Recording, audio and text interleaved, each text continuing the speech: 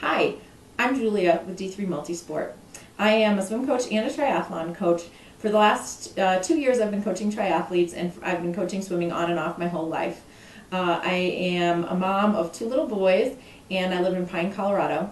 As for myself, I've been competing in triathlons for the last 5 years. I've done everything from sprint distances to Olympic distance worlds to Ironmans, and I've coached all of those levels as well. I particularly enjoy coaching new triathletes because I love bringing back that feeling of the first time I did my own first triathlon. Everybody has different obstacles that they work with, whether it's family or where they live or an injury or just a strength and a weakness. In 2006, I did 26 races. 2007, I qualified and went to World Championship short course triathlon. In 2008, I was the top ranked in my age group in the Rocky Mountain region. There's no question that I'm a pretty competitive person. You know, this was an opportunity for her to go to Worlds for the second time.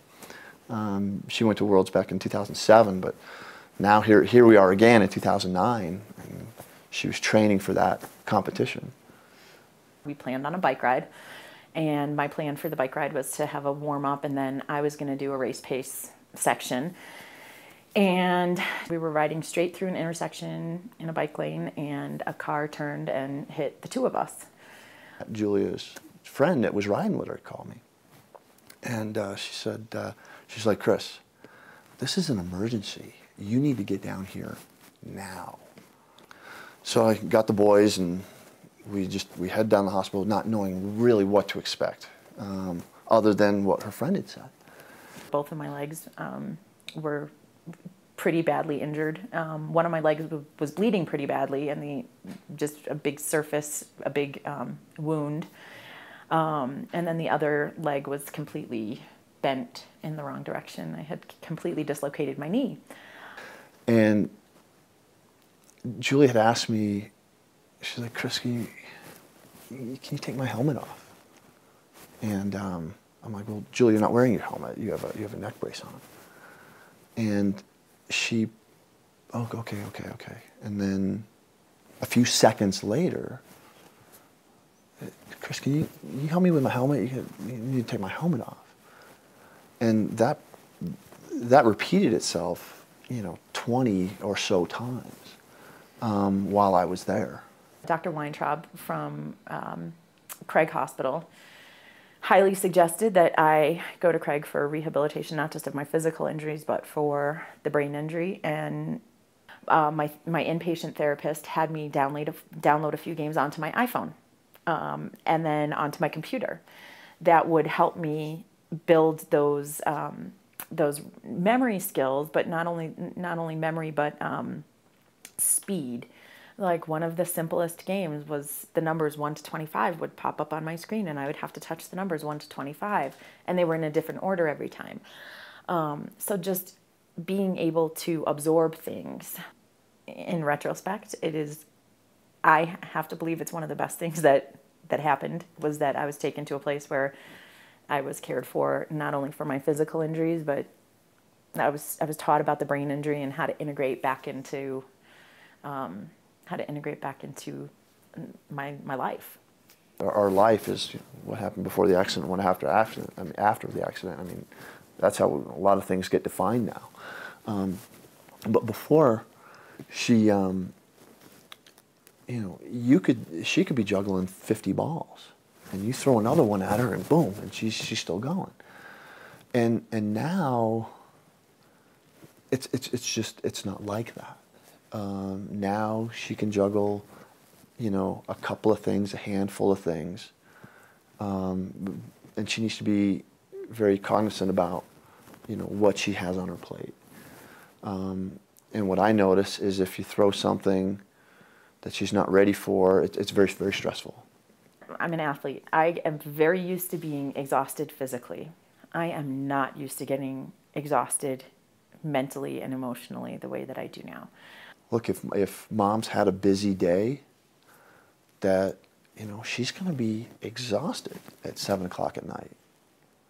And we're just going to need to let her go have her time to go rest and just to go be alone and just to ramp down a little bit. And so that's a big adjustment, and that's something that we're all aware of now. Mm-hmm. Yeah. Imagine doing something that's kind of difficult for you to do, balancing your checkbook. Imagine trying to do that at midnight after you've been up for 2 days. That's what doing my normal daily tasks became. It always felt like, or after, an hour of doing it, it would feel like I had been up for 5 days. And you don't have the mental clarity. I don't always have that mental clarity that I was accustomed to. I owned an engineering firm, so we've talked about some of the athletic things and some of the other, but I owned an engineering firm, never mind doing engineering work, but managing other engineers, managing people, managing times, and that kind of stuff was so frustrating to me because I couldn't do it. And some of it, I still can't organize the way I used to be able to. After the accident, I lost my business partner. I lost the person that was basically running the company and running the structural piece of it.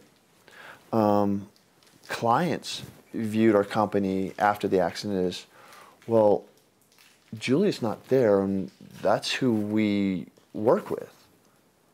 So I had several clients go elsewhere.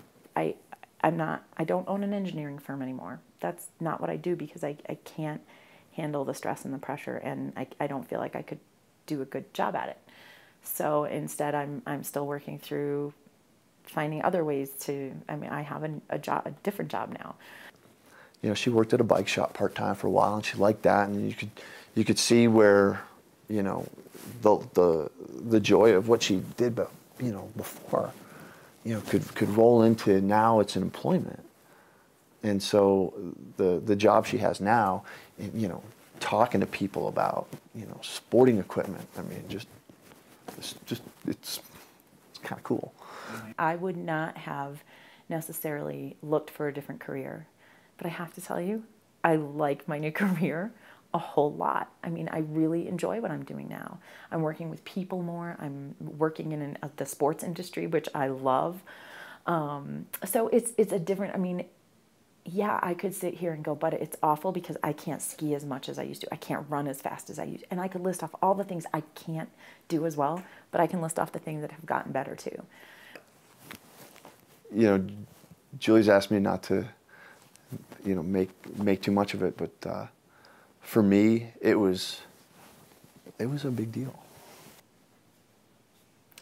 It was nice to just have that for me, though, and not to cross the finish line and go, look what I did and look what I can do. And it was kind of nice to just have that, to know for myself that I could do it again and that I was happy about it, even if, I didn't stick around and look at the results. It was nice to be able to walk away from it and to just know for myself that that's what I was doing it for. I wasn't doing it to prove anything to anybody else.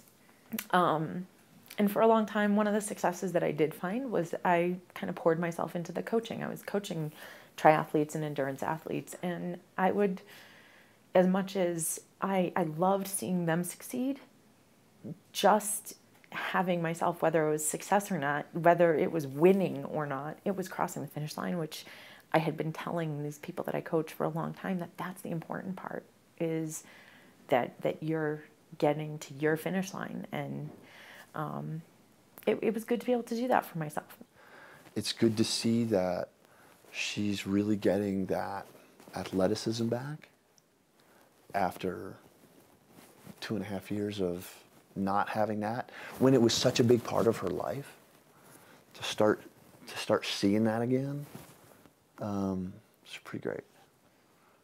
But the most difficult part about the brain injury is that people don't see it. Other people don't see it. I can't tell you the number of people who come up to me on a weekly basis and go, oh, it's so good to see that you're better, that you're healed, that you're over it. Yep. And that's my response these days. Yep, I am. But I'm not, and I never will be. The physical things are one thing that you get over on a different level. than the brain injury piece of it. It's difficult, and you're gonna, I mean, I'm gonna deal with it the rest of my life. But if you can find those things if you can find the equally positive things to the negative things, it just makes it a whole lot more enjoyable.